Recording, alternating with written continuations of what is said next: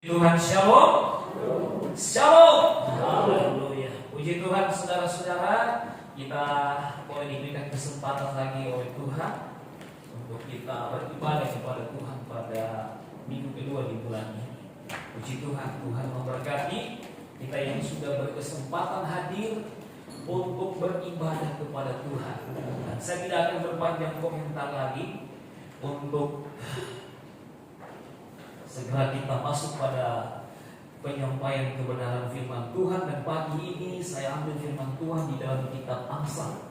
Saya tergerak untuk menyampaikan ayat ini, dan semoga firman Tuhan ini dapat kita mengerti, dan saya percaya tidak ada yang kebetulan. Kita buka ayat ini, Amsal 4 ayat 13. Amsal 4 ayat 13 kita akan baca dalam dua versi, terjemahan baru dan terjemahan lama. Dan saya akan bertolak dari terjemahan lama.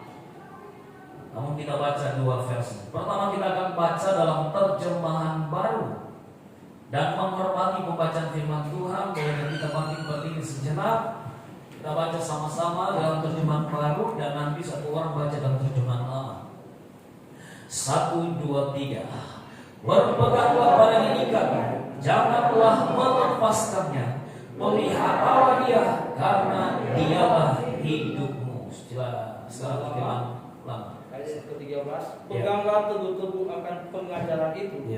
Jangan lepaskan dia, melainkan taruh akan dia, karena dia ialah selamatmu. Ya, baik, terima kasih. Silakan duduk.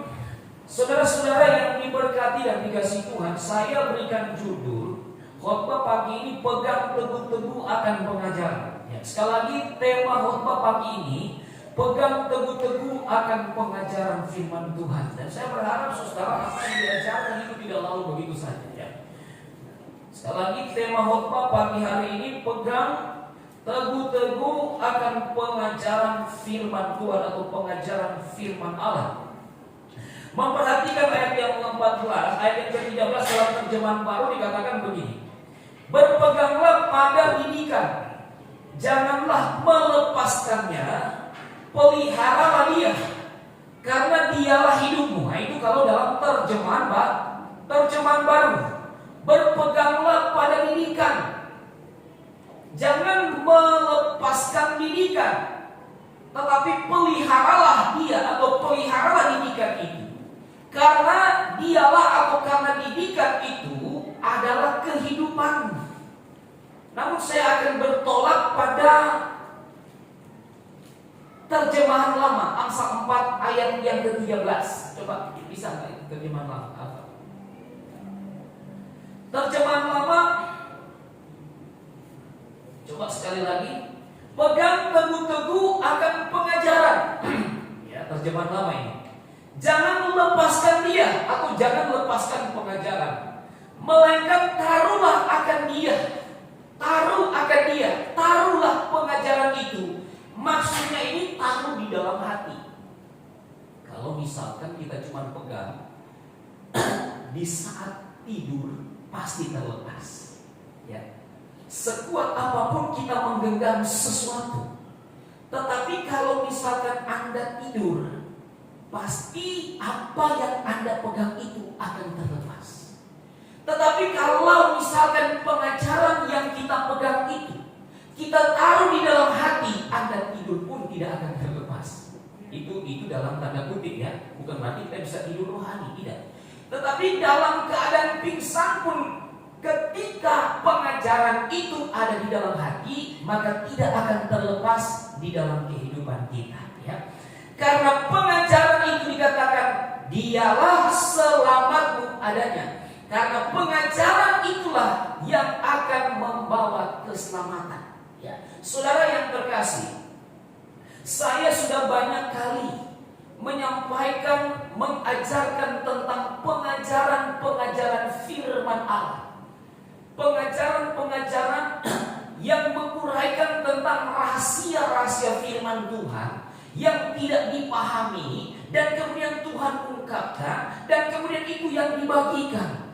Itu yang saya sampaikan. Di antaranya, saudara, pengajaran tentang bagaimana supaya kita boleh bertumbuh menjadi gereja yang dewasa. Tidak hanya sekedar kita beribadah, tidak hanya sekedar kita melayani, tidak hanya sekedar kita datang untuk memuji Tuhan setiap minggu, tetapi kita boleh mengalami pertumbuhan iman yang mengarah kepada kedewasaan. Iman kita, saudara, harus mengalami pertumbuhan. Sama seperti bayi, waktu dia lahir tidak selamanya dia akan selalu bayi, tetapi dia akan terus bertumbuh dan bertumbuh sampai dia menjadi dewasa. Seperti itu juga kerohanian saudara. Ya, kerohanian saudara itu diukur dengan kedewasaan rohani kita. Ketika kita beribadah, itu saudara belum sesuatu yang wow sebenarnya. Sesuatu yang wow ketika ditunjukkan dengan kedewasaan rohani kita. Ya, buat apa kita beribadah dan beribadah?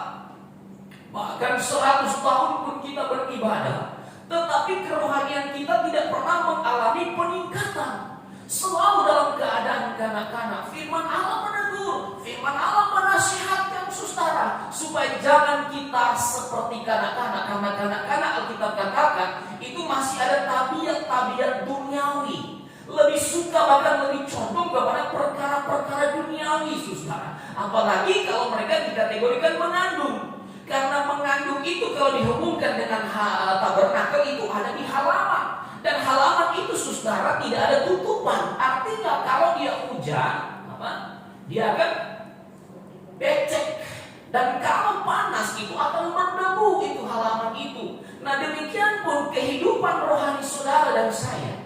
Kalau kita ada pada iman halaman, iman mengandung, iman saudara yang hanya sampai pada tahap lahir baru dan pada akhir, kita berpotensi untuk mengalami kejatuhan. Kita berpotensi untuk mengalami debu-debu dosa yang pernah kita lepaskan, kita kembali kena lagi di situ. Bahkan kita bisa mengalami sedang lumpur-lumpur dosa oleh karena kita tidak alami tutupan. Ya, maka daripada itu saya selalu berusaha menyampaikan pengajaran. Kita bertumbuh, maju supaya ibadah yang kita lakukan ada menunjukkan manfaatnya dalam peningkatan iman kita. Karena buat saya 100 tahun pun saya beribadah, tetapi iman saya tidak mengalami peningkatan, itu tidak berfaedah saudara. Karena keselamatan serentak diukur oleh iman. Tuhan bilang aku datang kelak, tetapi adakah aku jumpai iman? Ya, Tuhan jumpa iman, itulah iman yang dewasa tentunya di hadapan Tuhan. Dan juga saya mengajarkan pengajaran bagaimana supaya kita boleh menjadi gereja yang terpilih. Bagaimana supaya kita boleh menjadi gereja yang sempurna dengan 7 tingkat iman yang sudah Tuhan ajarkan. Dan bagaimana supaya kita bisa menjadi pengantin Tuhan, bukan hanya menjadi dayang-dayang. Karena ada perbedaan ibu bapak saudara. Ada orang diselamatkan tetapi golongannya atau kategorinya sebagai pengantin Kristus, dan ada orang yang diselamatkan tetapi kategorinya bukan pengantin atau dayang-dayang saja.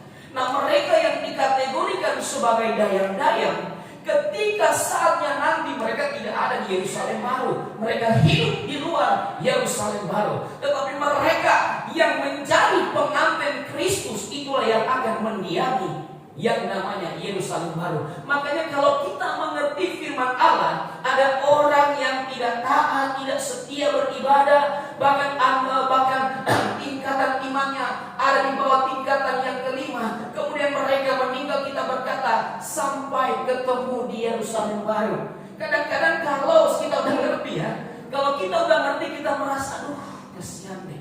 Ya. Kalau kita udah mengerti firman Tuhan, apalagi mereka yang masih mabuk-mabukan, mereka yang masih judi jalan terus, saudara, mereka masih narkoba, menjalani kehidupan tidak benar, mati, saudara. Kita bilang sampai ketemu di Yerusalem baru, bukan. Nggak ada namanya di Yerusalem baru, saudara. Ada amin? Nggak gampang, saudara. Ya, jadi kadang-kadang geli rasanya kita mau ketawa takut dosa, katanya. Ya kan? Udah hidup begitu terus katanya meninggal sampai ketemu di Yerusalem baru. Ya, jadi ada perbedaan saudara-saudara, bahwa orang-orang yang diselamatkan tidak semuanya masuk Yerusalem baru. ada diselamatkan, tetapi mereka tinggal di luar Yerusalem baru. Itulah langit baru dan bumi baru. Saudara mau di mana? Yerusalem baru atau di langit baru, bumi baru? Jangan mau, kalau sudah dengar kebenaran firman Allah, jangan mau ada di langit baru dan bumi baru. Tetapi berupaya supaya kau tinggal di dalam Yerusalem baru. Yerusalem baru tidak ada lampu di sana.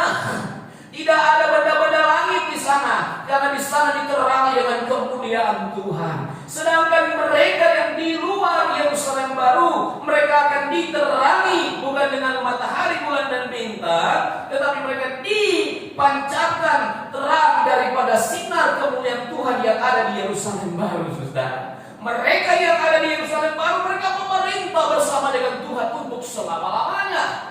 Tetapi mereka yang ada di luar Yerusalem baru, mereka akan diperintah oleh mereka yang ada di dalam Yerusalem baru. Ya. Ini pengajaran-pengajaran luar biasa yang sudah diajarkan kepada Bapak Ibu saudara-saudara yang ada. Ada begitu banyak lagi pengajaran yang saya sudah ajarkan kepada kita semua tentang pengajaran, tentang ungkapan-ungkapan rahasia firman Tuhan. Dan tentunya tidak ada yang rahasia di hadapan Tuhan. Ada yang mengerti, tapi ada juga yang tidak mengerti. Ada yang menerima akan pengajaran, tetapi ada juga yang menolak akan pengajaran. Bahkan ada juga saudara yang sampai sekarang mereka bertahan mempertahankan pengajaran yang sudah mereka terima, tetapi ada juga mereka yang sudah mendurhakai akan pengajaran. Dan ada juga Tuhan Maha tahu, Dia melihat setiap orang, Dia melihat setiap jemaat yang memiliki kerinduan untuk bertumbuh di dalam pengajaran yang sudah banyak kali disampaikan. Tuhan tahu mana hati yang rindu untuk bertumbuh di dalam pengajaran kebenaran firman Tuhan.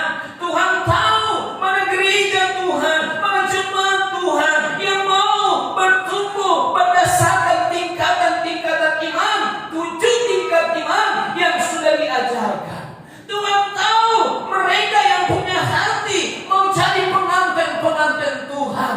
Tuhan tahu mana yang rindu untuk ada di Yerusalem baru.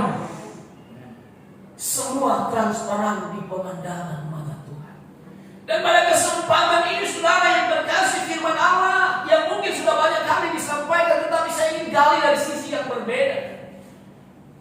Dan firman Allah Amsal 4 ayat yang ke-13 ini yang bertujuan yang pertama saudara mengingatkan kepada kita betapa pentingnya akan pengajaran-pengajaran yang sudah disampaikan. Hal yang kedua, mengingatkan kepada kita tentang bangsa Israel yang menolak akan pengajaran. Yang ketiga, mengingatkan kepada kita tentang bangsa Israel yang mendurhaka kepada pengajaran. Dan yang keempat, mengingatkan kepada kita ketika kita memilih rindu bertumbuh dengan pengajaran kebenaran firman Tuhan, bukan berarti hidup tanpa kerikil, hidup tanpa lubang kiri kanan, hidup tanpa pergumulan, hidup tanpa sindiran, hidup tanpa olokan. Ada banyak saudara. Ada amin. Tapi kita mau belajar hari ini saudara 4 poin saja yang akan kita sampaikan dengan singkat. Tetapi saya berharap kita bisa menambahkan poinnya adalah supaya kita mengerti, oh ternyata pengajaran ini betapa penting, betapa luar biasa. Dan kita mengerti ketika saya menolak akan pengajaran, ketika saya mendurhaka dengan pengajaran, ternyata ada akibat yang harus saya terima. Ada konsekuensi yang mahal yang akan saya terima di akhir kelaknya nanti. Pasang telinga saudara, firman Allah berkata, hendaklah engkau yang bertelinga, hendaklah engkau mendengar apa yang akan disampaikan. Yang pertama, seberapa pentingnya pengajaran itu. Kita kembali perhatikan Amsal 4:13 ini. Dalam terjemahan lama, peganglah, lebih baik Pak, saya baca sekali lagi. 13. Peganglah teguh-teguh akan pengajaran itu. Jangan lepaskan dia, melainkan taruhlah akan dia, karena ialah selamatmu adanya. Terima kasih. Yang pertama, pegang teguh-teguh akan pengajaran. Ya, pada bagian ini saya katakan seberapa pentingnya pengajaran itu. Pada ayat 1 ini saja atau pada pasal ini Amsal 4 ayat 13 sudah menunjukkan, menggambarkan betapa pentingnya akan pengajaran itu. Dikatakan dalam terjemahan lama, peganglah teguh-teguh akan pengajaran. Jangan lepaskan dia, melainkan taruhlah akan dia, karena dialah selamatmu adanya. Ya, pengajaran adalah selamatmu adanya. Atau saya sederhanakan, pengajaran itulah yang akan membawa kita kepada keselamatan. Kalau pengajaran yang membawa kita kepada keselamatan, berarti saudara-saudara, tanpa pengajaran kita tidak akan diselamatkan. Ya. Untuk apa saya berkhotbah? Untuk apa saudara-saudara saya melayani? Untuk apa saya beribadah kepada Tuhan? Tetapi pada waktu terakhir ternyata saya tidak diselamatkan. Buat apa? Untuk apa saya berkorban di dalam pelayanan? Untuk apa saya berjuang di dalam pelayanan? Untuk apa saya berdoa semalaman? Untuk apa saya berpuasa 3 hari? Untuk apa itu? Kalau kemudian pada akhirnya saya tidak diselamatkan. Saudara, panggilan Tuhan dalam kehidupan kita untuk keselamatan jiwa kita. Panggilan Tuhan untuk supaya kita selamat. Bahkan firman Allah berkata, kalau masih ada waktu dan kesempatan saat ini kita beribadah kepada Tuhan dengan tujuan apa? Supaya kita boleh diselamatkan. Bahkan sebenarnya kalau kita melihat kebenaran firman Allah, kita sudah masuk pada tahapan yang sangat akhir, di ujung akhir zaman ini. Tetapi kalau kita masih ada beribadah seperti ini dengan keadaan yang bebas, karena Tuhan menginginkan tidak ada satu orang pun yang akan binasa. Bahkan untuk keselamatan ini Tuhan bayar dengan harga yang mahal. Alkitab berkata, karena begitu besar kasih Allah akan dunia ini, sehingga yang mengaruniakan anaknya. Haleluya. Dia menyerahkan anaknya. Bukan karena dosanya, bukan karena dosa anaknya, tetapi dosa orang lain. Demi untuk menyelamatkan manusia, demi untuk menyelamatkan saudara dan saya, dia menyerahkan anaknya. Bahkan garis bawahi juga di situ dikatakan anaknya yang tunggal, anaknya satu-satunya, saudara. Anak yang satu-satunya mustahil tidak disayang sama orang tua. Sedangkan sudah punya anak banyak, tetap semua disayang, apalagi cuma punya satu. Ya, sangat disayangi. Makanya dikatakan anak yang dikasihi. Firman Allah dikatakan pada waktu saudara ada burung merpati ketika Yesus dibaptis oleh Yohanes. Burung merpati. Inilah anak yang kukasihi. Kepadanya lah aku berkenan. Tuhan sangat mengasihi Yesus. Bapa sangat mengasihi Yesus. Tetapi dia serahkan. Anaknya satu-satunya dia serahkan supaya kita selamat. Dan diserahkan bukan sekedar hanya diserahkan, tetapi disiksa, dianiaya, dipermalukan, ditinju, dan kemudian disalib seperti seorang penjahat. Terlalu tragis untuk turunannya di muka bumi ini, saudara. Itu dibutuhkan kerendahan hati yang luar biasa. Mengapa? Orang bilang Bapak Jokowi adalah presiden yang sangat rendah hati. Kenapa ada statement seperti itu? Karena memang demikian. Dia merakyat, dia bergaul dengan rakyat. Apa di surga Yesus Kristus Tuhan kita? Dia bukan presiden, tapi dia raja di atas segala raja. Dia rela menjadi manusia, bahkan mengambil rupa seperti hamba. Haleluya. Itu wujud kerendahan hati yang luar biasa. Dia rela merendahkan dirinya untuk saudara yang saya selamat. Bahkan dia harus mengakhiri hidupnya. Dia harus menyerahkan hidupnya untuk keselamatan saudara dan saya. Betapa penting akan keselamatan itu. Sampai-sampai Bapa di surga menyerahkan anaknya. Merelakan anaknya disiksa. Merelakan anaknya yang dikasihi untuk dibinasakan demi untuk keselamatan saudara dan saya. Kita pun masih ada sampai detik ini karena selalu Tuhan berikan kita kesempatan. Tuhan berikan kita waktu untuk semuanya bisa memperoleh keselamatan. Ya. Haleluya. Tetapi saudara-saudara, ketika kita mengerti, kita tahu firman Allah bahwa sesungguhnya Tuhan menginginkan ketaatan kepada pengajaran, itulah yang menyelamatkan kita.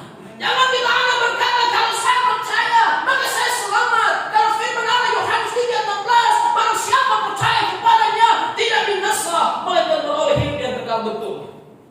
Tetapi percaya di situ bukan berarti hanya kita percaya saja. Percaya berarti melakukan firman Allah. Yohanes 1:1 katakan firman itu adalah Allah sendiri. Yohanes 1:15 katakan apa?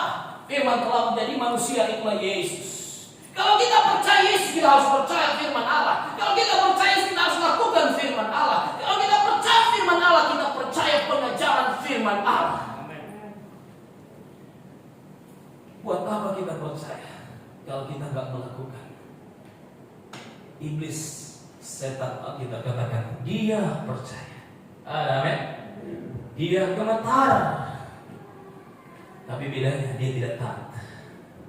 Dia hanya percaya, tapi dia tidak melakukan firman Allah. Yakobus katakan, kalau engkau meneliti hukum yang sempurna, jangan cuma jadi pendengar, tetapi melupakan tetap menjadi pelaku firman.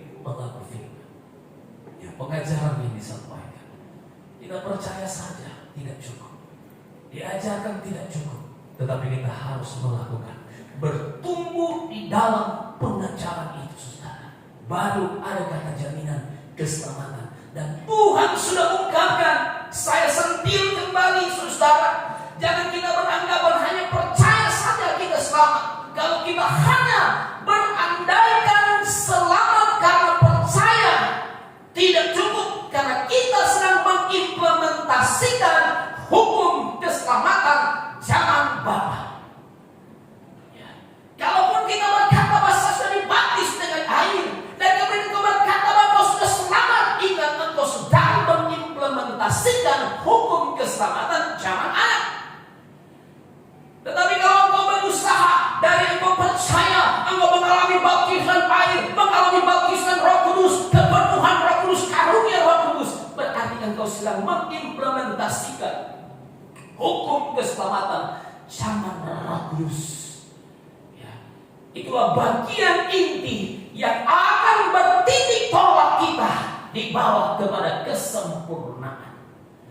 Kalau kita hanya percaya, bertobat, berbaptis dan beroleh anugerah Roh Kudus. Kalau kita cuma sebatas percaya, tetapi kita tidak mau bertobat, kita tidak mau berbaptis, kita tidak mau beroleh karunia Roh Kudus, maka dengan kasih saya mau katakan, tidak ada keselamatan. Ada. Engkau percaya orang bertobat diselamatkan, engkau percaya orang dibaptis diselamatkan, engkau percaya orang berkata Roh Kudus diselamatkan. Tetapi kalau cuma percaya, engkau sendiri tidak melakukan, engkau tidak diselamatkan. Ya. Jadi kita perlu mengalami bertobat, berbaptis, beroleh anugerah Roh Kudus. Itu pengajaran, saudara. Kalau kita abaikan pengajaran ini, maka tidak ada keselamatan bagi kita. Ya. Tidak ada keselamatan bila kita menolak pengajaran inti ini. Untuk membawa kita menjadi gereja sempurna, akan bertolak dari bertobat, berbaptis, beroleh anugerah Roh Kudus. Bertobat itu dimulai daripada engkau mendengar firman Allah, percaya dan terima Tuhan Yesus Kristus. Kemudian menyesal, bertobat dan mengeluarkan buah pertobatan. Itu bertobat. Berbaptis itu dimaksud berbaptis air. Itulah baptisan yang dicontohkan oleh Tuhan Yesus Kristus. Ketika dia melakukan baptisan air selamat. Dan yang ketiga, beroleh anugerah Roh Kudus dimulai dari baptisan Roh Kudus sampai kita menjadi gereja yang disempurnakan oleh Tuhan. Haleluya. Ini pengajaran. Kalau kita buat, kita selamat. Haleluya. Jadi pentingnya pengajaran itu adalah untuk membawa saudara dan saya kepada keselamatan. Kedua, memangnya apa yang akan kita alami bila kita menolak pengajaran? Yesaya 5 ayat 24. Kita akan perhatikan ketika bangsa Israel menolak akan pengajaran. Yesaya 5 ayat 24.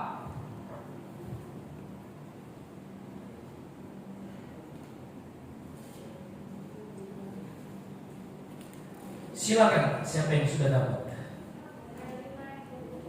Ya. Sebab itu seperti lidah api memakan jerami, terus akar-akar mereka akan menjadi busuk, untungnya akan berterbangan seperti abu. Terus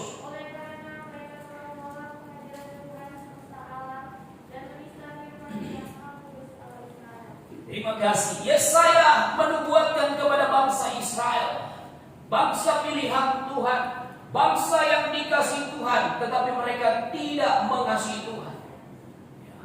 Pada waktu zaman Nabi Yesaya diperingatkan untuk menubuatkan firman Allah kepada bangsa Israel. Seperti lidah api memakan jerami, seperti rumput kering habis lenyap dalam nyala api, demikian akar-akar mereka akan menjadi busuk dan kuntungnya akan berterbangan seperti abu. Oleh karena mereka telah menolak pengajaran Tuhan semesta alam dan menista firman Dia Maha Kudus. Ternyata ketika bangsa Israel mereka menolak firman Allah, firman Tuhan kepada mereka, tidak tanggung-tanggung saudara-saudara. Dikatakan saudaraku, seperti lidah api memakan jerami, bahkan sampai ke akar-akarnya akan menjadi busuk, dan kemudian mereka berterbangan karena debu-debunya. Ya, kuntungnya yang terbakar, diistilahkan, diumpamakan seperti jerami, diumpamakan seperti bunga, diumpamakan seperti akar yang akan menjadi busuk. Lantaran apa? Lantaran mereka menolak pengajaran Tuhan semesta alam. Betapa ternyata mengerikan sebenarnya ketika bangsa Israel menolak akan firman Allah. Tidak puas saudara ketika diingatkan oleh Yesaya. Tuhan kembali mengingatkan oleh Nabi Yeremia dalam Yeremia 6 ayat 19. Firman Tuhan kepada bangsa Israel. Mereka tetap tidak memperhatikan akan pengajaran yang ada. Yeremia 6 ayat 19. Dengarlah olehmu hai bumi, bahwa celaka yang kudatangkan atas negeri ini, yaitu hasil segala kepikiran mereka itu sendiri. Ya. Karena tiada diindahkannya segala firman-Ku dan dibuangnya akan hukum-Ku. Ya, kita baca dalam terjemahan baru. Yeremia 6 ayat 19. Dengarlah hai bumi,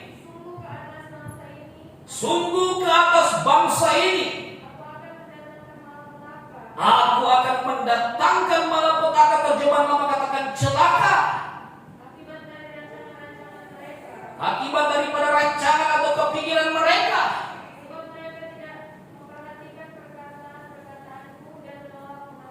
Sebab mereka tidak memperhatikan perkataan-perkataanku dan menolak pengajaran.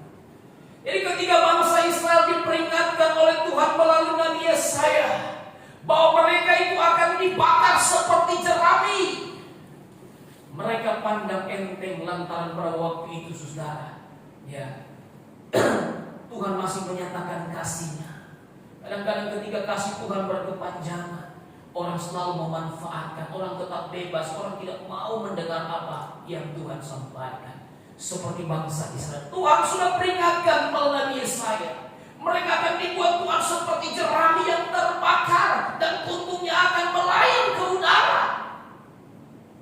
Tetapi kemudian ternyata saudara yang terkasih, mereka mengabaikan pengajaran yang ada. Tuhan kembali mengingatkan melalui Nabi Yeremia, mengingatkan kepada mereka, aku akan mendatangkan malapetaka atas bangsa ini, sebab mereka tidak memperhatikan perkataan itu dan menolak pengajaran. Tuhan mulai gemes. Mereka menolak pengajaran. Aku akan mendatangkan malapetaka. Dan benar terjadi saudara. Nah, pada pemerintahan akhir daripada pemerintahan Raja Sedekia kalau nggak salah. Kalau tidak salah ya. Pada pemerintahan raja terakhir, raja bangsa Israel dan Yehuda. Bangsa Israel diserang. Ya. Dan kemudian mereka ditaklukkan oleh pertama orang-orang Asyur. Dan yang kedua mereka ditaklukkan oleh Babel. Dan kemudian sebagian orang-orang yang ada di Israel dibawa ke pembuangan yang ada di Babel. Dan negeri Yerusalem, pagar tembok Yerusalem dibakar. Lantaran penolakan akan pengajaran firman Allah. Apa yang Tuhan sampaikan kepada Nabi Yesaya, kau akan dibakar seperti jerami. Itu yang Tuhan lakukan kepada bangsa Israel. Ya, tempat mereka dibakar. Bahkan orang-orang yang di sana pun mereka mengalami kata kesaksian seorang datang menghadap Nehemia. Bagaimana keadaan di sana? Wah, dalam keadaan yang sangat memprihatinkan. Kita lihat dulu Esra 1 ayat 4 atau Nehemia 1 ayat 4. Esra 1 ayat 4. Ketika Nehemia bertanya, Esra 1 ayat 4 atau Nehemia 1 ayat 4.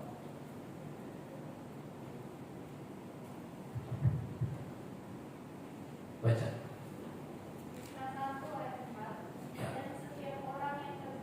Ya, mulai dari 3 coba. Siapa di antara kamu yang termasuk umatnya, Allahnya menyertainya. Biarlah ia berangkat pulang ke Yerusalem, yang orang Yehuda dan menjadikan rumah Tuhan. Allah Israel, yakni Allah yang diam di Yerusalem. Dan setiap orang yang tertinggal dimanapun dia ada sebagai pendatang harus disembah. Bukan. Coba Nehemia 1. Nehemia 1. Oh iya betul. Coba kita mulai dari ayat Nehemia 1 ayat 2. Coba baca. Datanglah Hanani. Terus. Ya, terus. Ya. Orang-orang Yahudi yang terluput, yang terhindar dari penawanan. Oh, jadi saudara, ketika Israel diserang pada waktu itu oleh Babelonia, ada yang kemudian diangkat dibawa ke penawanan di Babelonia, dan ada yang diangkat dibawa kepada pembuangan di Asyur. Dan kemudian negeri Yerusalem sudah dibakar, tembok Yeriko dibakar pada waktu itu. Sebagaimana firman Tuhan yang datang pada waktu itu kepada Israel, kepada bangsa Israel melalui Nabi Yeremia, melalui Nabi Yesaya, tapi tidak diindahkan oleh bangsa Israel. Dan kemudian penggenapan firman Tuhan terjadi. Dan ketika mereka semua dibakar, sudah ketika negeri dibakar, kemudian tembok Yerusalem juga dibakar, semua dibawa kepada pembuangan. Tetapi kemudian saudara, ada seorang Hanani yang datang kepada Nehemia, dan Nehemia bertanya kepada Hanani, bagaimana keadaan orang-orang terluput dan bagaimana orang-orang yang masih ada di Yerusalem. Terus kita baca ayat 3. Ini kata mereka kepadaku, kata orang-orang yang datang menghadap Nehemia tentang keadaan Yerusalem, tentang keadaan orang-orang yang ada di sana. Pertama, orang-orang yang masih tinggal di daerah sana, yang terhindar penawanan, artinya mereka tidak dibawa ke penawanan yang ada di Babel dan di Asyur. Oh, saudaraku, mereka ada di dalam kesukaran besar dan dalam keadaan tercela. Ya, oleh karena apa mereka ada di kesukaran besar, saudara? Walaupun mereka ada di Yerusalem,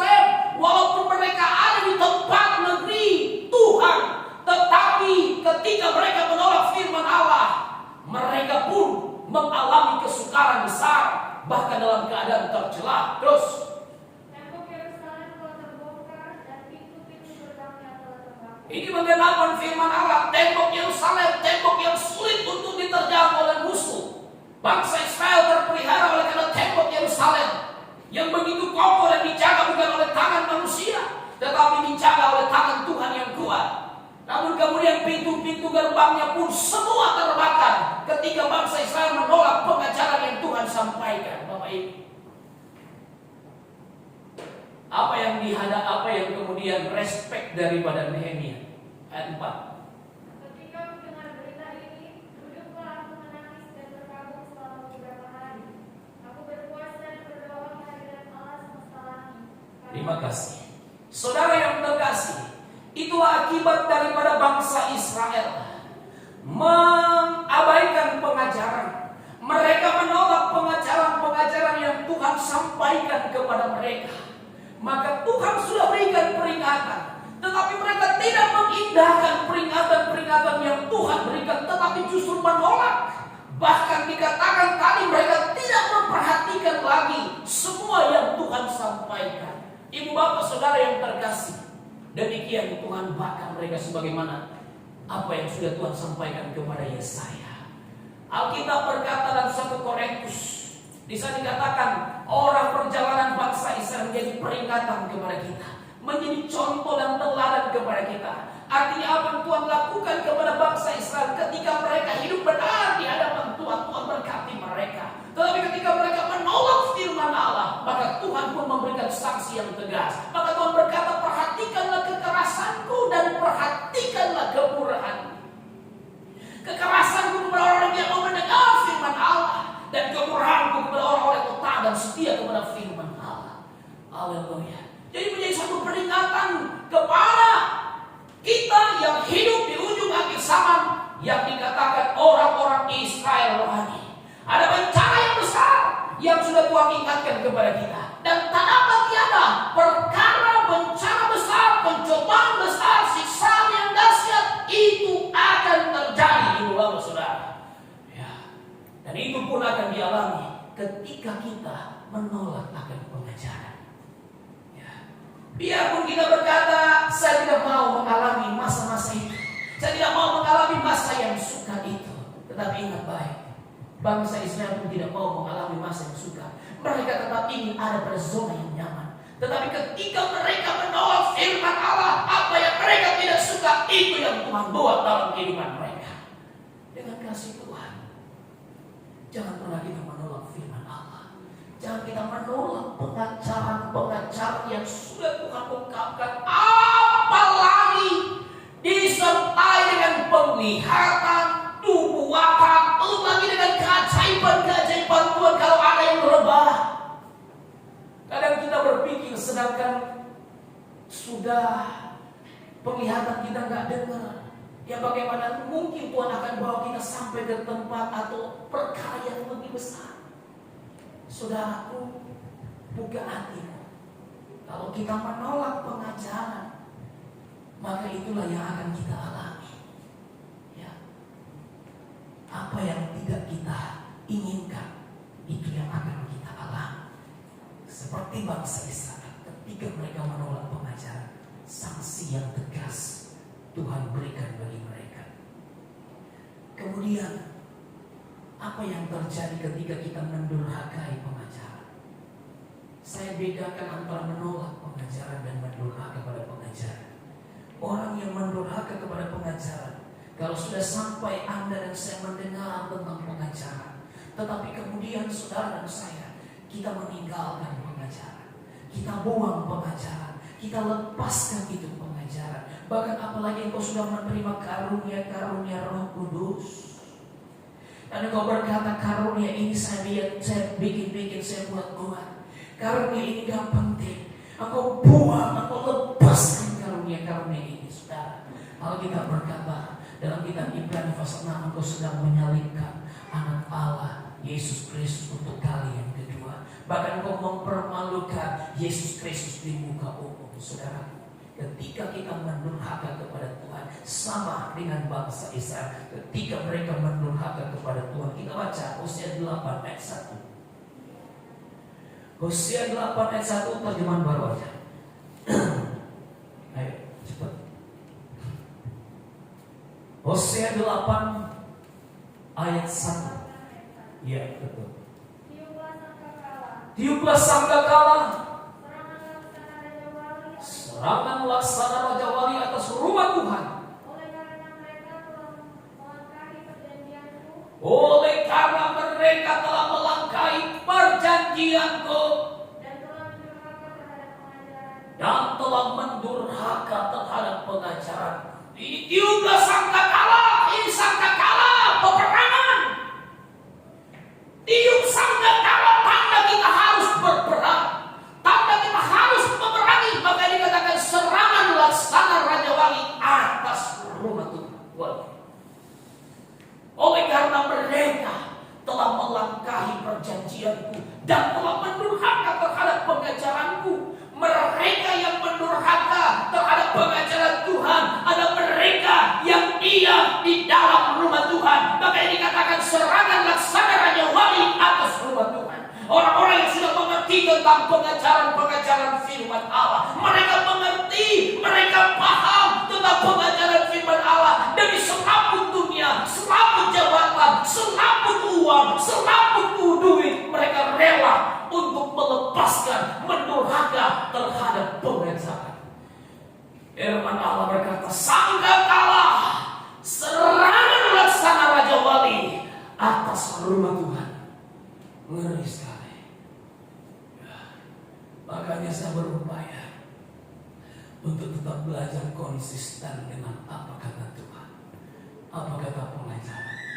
Tuhan bilang, sudah cukup engkau menyampaikan nasihat. Tuhan tunjukkan pengajaran. Mau tidak mau saya harus bermanuver, menyampaikan pengajaran. Karena itu yang Tuhan mau. Saya harus ikuti saudara. Saya takut, apalagi kalau suara Tuhan, suara Roh Tuhan dan penglihatan. Waduh, sudah berulang-ulang menyampaikan dan saya berkeras hati. Saya takut tiuplah sangkakala peperangan, serangan laksana Raja Wali atas rumah Tuhan. 1 Korintus 3:16. Rumah Tuhan itu siapa? Itulah saudara saya. 1 Korintus 3:16 katakan, tidak tahukah kamu bahwa kamu adalah rumah Allah? Ya, rumah Allah ini akan menjadi target daripada Tuhan untuk menyerang dengan kekuatan Raja Wali. Siapa bisa menangkis kekuatan Raja Wali?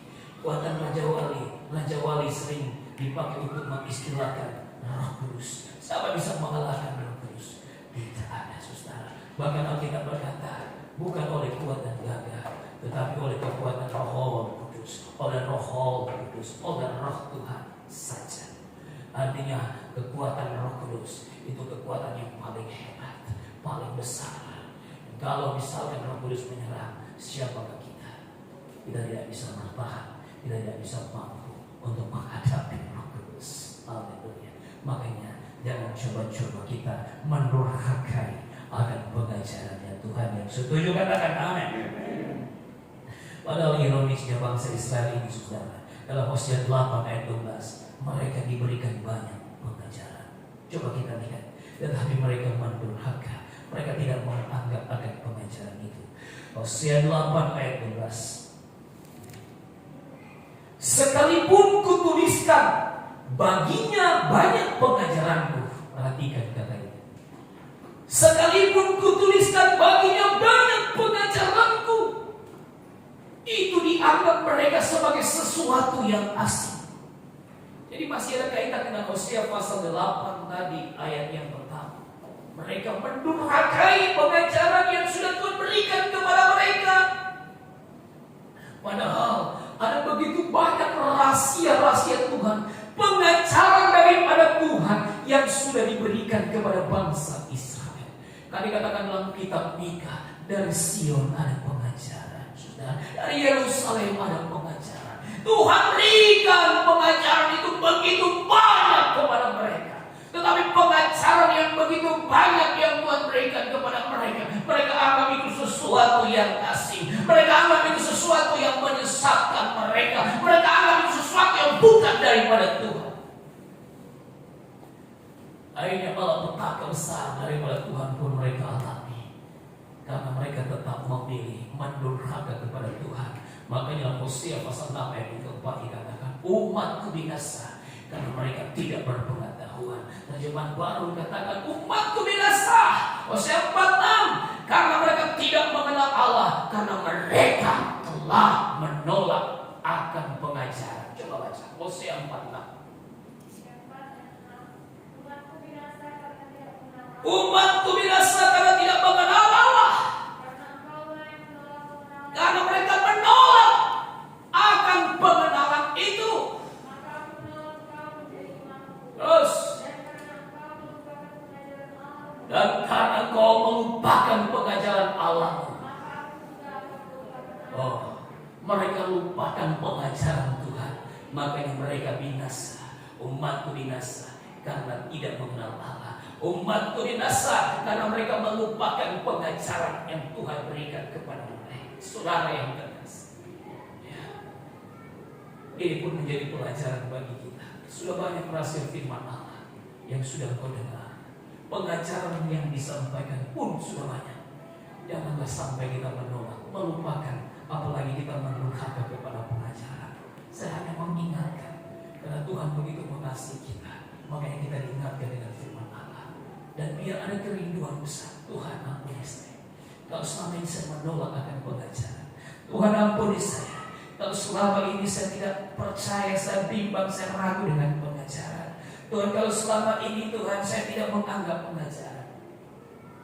Tapi saat ini Tuhan, saya punya kerinduan yang besar. Saya mau diselamatkan. Bahkan bukan cuma saya Tuhan, saya ingin keluargaku, saudaraku, keluarga besarku, mereka menerima pengajaran supaya mereka boleh selamat, supaya di dunia kami sama-sama, di surga pun mereka boleh sama-sama. Kalau kau punya kerinduan seperti ini, sampaikan kepada Tuhan. Dan ingat, untuk kerinduan yang besar ini bukan berarti kita lewat di jalan tol, bukan berarti kita lewat tanpa hambatan.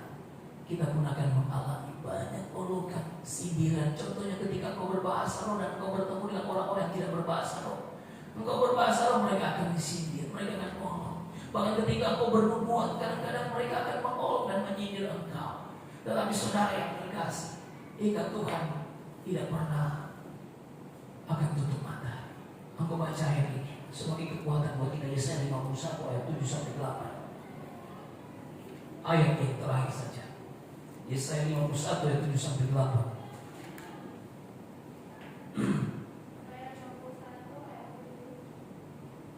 Ya. Dengarkanlah aku, hai kamu yang mengetahui apa yang benar. Hai bangsa yang menyimpan pengajaran di dalam hatimu. Janganlah takut jika diaibkan, dipermalukan oleh manusia.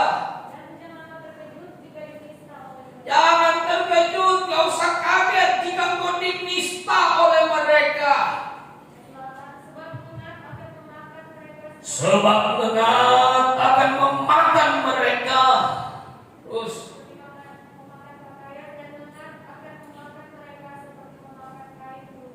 amin. Terus selanjutnya.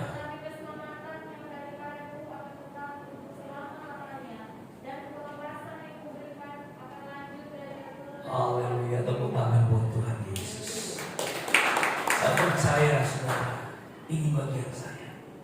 Seperti saudara yang mungkin di sini ketika engkau berbahasa, seperti saudara di sini ketika engkau bernubuat, saya sudah alami, Om Rudi sudah alami, ya. Senior-senior kita juga mengalami. Bahkan ada yang dipenjarakan, saudara, ketika mereka menginjil berbahasa roh, dipenjarakan. Ada ketika mereka berbahasa roh, menyampaikan firman Allah, tempat mereka menginjil dilempar dengan batu.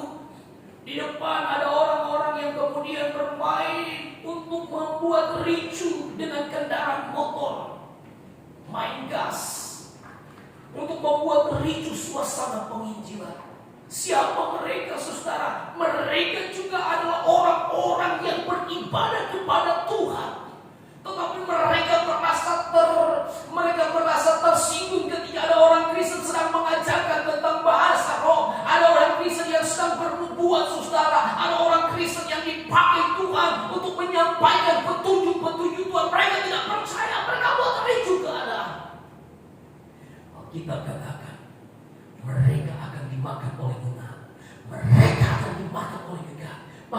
kesaksian, Pak Pendeta, ada orang ini yang kemarin waktu kami bikin KKR, dia bikin onar, tapi sekarang dia diangkat Tuhan. Dia alami kecelakaan, dia masuk rumah sakit, dan sampai sekarang dia tidak berdaya di rumah sakit. Ada banyak kesaksian yang demikian. Itulah pembelaan Tuhan. Orang yang berbuat demikian akan dimakan oleh neraka. Orang yang berbuat demikian, yang mengaibkan engkau, yang menista engkau, yang kemudian menyakiti engkau, maka mereka akan dimakan oleh gegat. Tetapi sebaliknya, keselamatan daripadaku, keselamatan daripada Tuhan tetap untuk selama-lamanya, dan kelepasan yang kuberikan akan berlanjut darimu kepada keturunanmu dan keturunanmu kepada keturunannya. Itu janji Tuhan. Dan penutup saya ingin sampaikan, tidak ada keselamatan bila kita menolak melupakan pengajaran. Tidak ada keselamatan bila kita menolak dan melupakan pengajaran. Pegang teguh-teguh pengajaran, karena ya pengajaran itulah yang akan menyelamatkan kita. Mari bertumbuh di dalam pengajaran yang membawa kita kepada kedewasaan penuh dan kesempurnaan. Dan pada akhirnya saya mau katakan, bila kita menolak dan melepaskan pengajaran, itu bukanlah pilihan yang bijaksana. Sekalipun hidup ini adalah pilihan, kita boleh memilih apa saja. Tapi ketika kita memilih untuk menolak, apalagi kita memilih untuk meninggalkan, melupakan, mendurhaka kepada pengajaran, maka itu bukanlah pilihan yang paling bijak. Tapi kalau engkau tidak mengerti, saudara yang terkasih, berdoa, bertanyakan Tuhan, maka Roh Kudusnya akan Dia berikan bagimu untuk menuntun engkau dari kebenaran sampai kepada kebenaran. Tuhan paling suka ada anak-anak Tuhan kalau tidak mengerti, bertanyakan Tuhan. Tuhan paling suka engkau duduk di bawah kaki salibnya dan bertanya, Tuhan ini seperti apa? Bukan tidak mungkin Tuhan berbicara langsung kepadamu, dan bukan tidak mungkin Tuhan berbicara lewat mimpi kepadamu untuk meyakinkan kau, karena Dia mengasihi kau. Tundukkan kepala, kita berdoa. Bapa di sorga, kami bersyukur